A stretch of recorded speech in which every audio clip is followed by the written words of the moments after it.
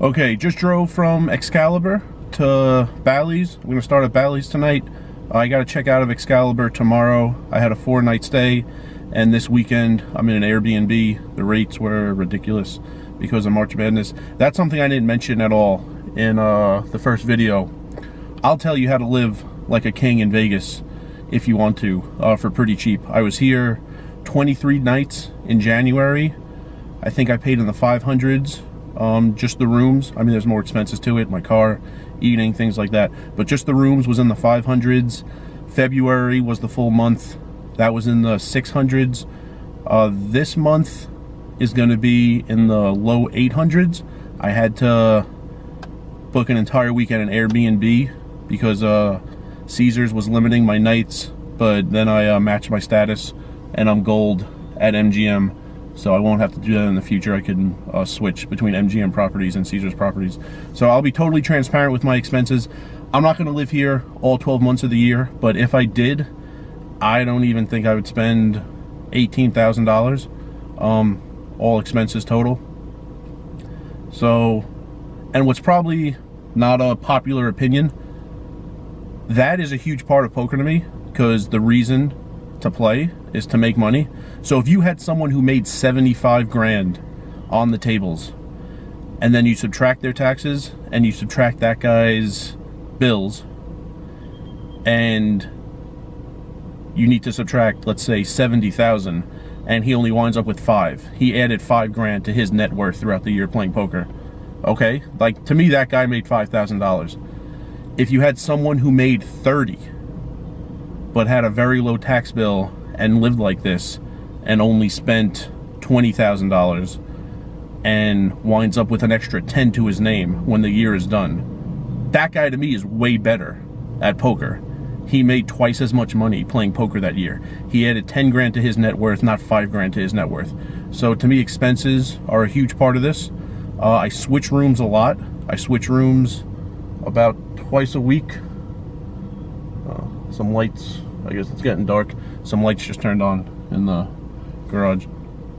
I switch rooms about twice a week to make this happen. It's necessary to keep the room rates, well, not the rates, to keep the total expenses on rooms down. And I'll tell the channel everything.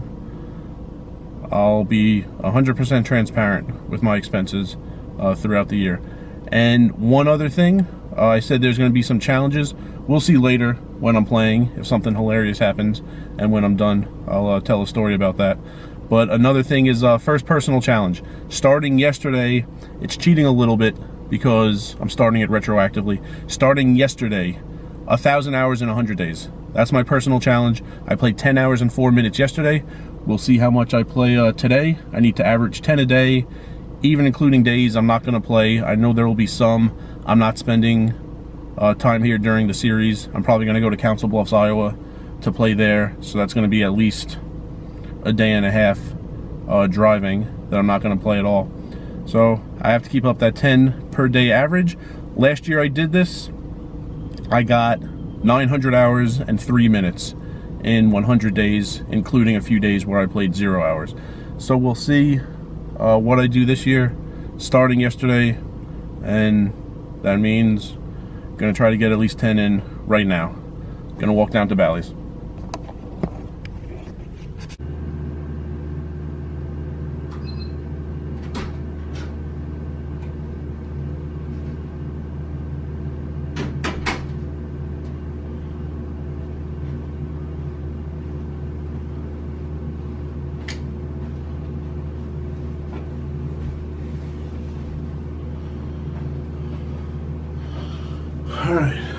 Alright, today's over. I didn't even play 5 hours today. I started at Bally's, I went to Venetian, and around 12:30 I was getting kind of tired. I gotta be rested tomorrow. I check out of my room here at Excalibur, and I need to check into an Airbnb later in the day, but I need to be rested when I leave at 11. It's gonna be out of here by 11 and playing till like 5 a.m. or something, so I can't be tired. I've done it before and it's pretty terrible, so I'm going to be rested for that, but I'm not worried about making the hours back. in the next 3-4 days, the first weekend of the tournament. Nothing hilarious happened from players today. There was one thing. Bally's has a circuit stop, the WSOP circuit events, starting tomorrow. They have a lot of dealers who have never dealt before, and one of them, he did what we called a reverse fill, which I had never seen. He got to the table. We had just gotten a fill at the table. The rack was filled with $1 chips, white chips at Bally's. And he said he called over another new dealer who was like chip running, and he said there's too many whites, and he gave 140 of them and asked for greens and reds in return. And me and another guy said, the rack is perfect. All you need is whites. I mean, it's helpful if you have $5 and $25 chips to, you know, give rebuys quickly to players who got all in and lost. But all you need is $1 chips. So he didn't listen to us. He gave 140 in white and got back, you know, 100 in green, 125s, and the rest in reds. And at that point, the rack only had 80 whites. The rule is if you're down to 60 whites, that's when you call for a fill.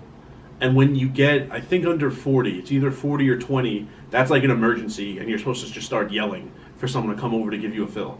So he gave away all of his whites and left himself with 80, and like a few minutes later, the floor walked by and saw that he barely had any whites and gave him a fill for 200 in white chips. So don't know what went on in that dealer class that they say all those people had to take. It seems like just about nothing went on. But that was the funniest thing that happened today. I gotta get ready and go to sleep and get all my things together so I could check out in the morning and play like 50 hours in the next 4 days or something. So I'll see everyone next video.